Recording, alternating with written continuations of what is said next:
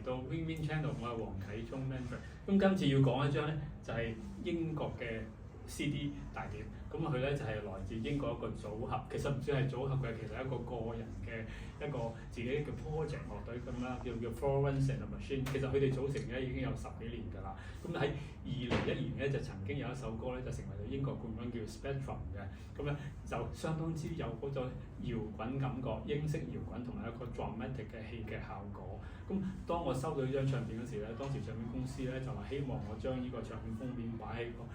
我本 headline 12個封面個 corner 度啦，但我睇過個封面，我真係唔敢擺上去，因為佢咁樣嘅錯法咧，我真係有啲驚嘅，因為會唔會有少少敏感咧，所以我就用咗一半嘅位去講。咁但係當我再上去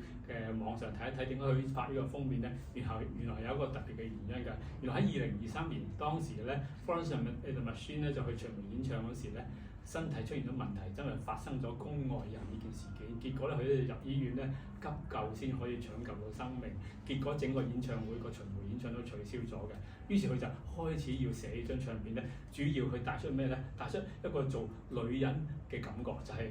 女人佢自己做創作，佢創傷嗰個味道係點樣啦，同埋女人嗰個面對死亡嗰陣時係會有咩嘅想法，同埋女人嘅生理問題係咪影響到佢嘅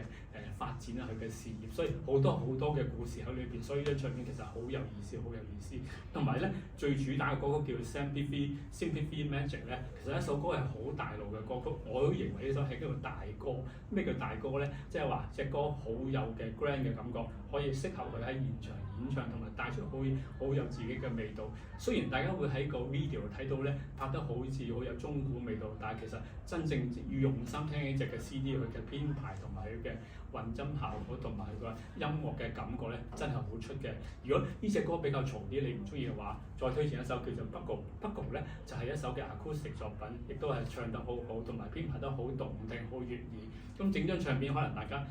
目前未係太認識，但係你聽咗呢張唱片之後，你發覺呢個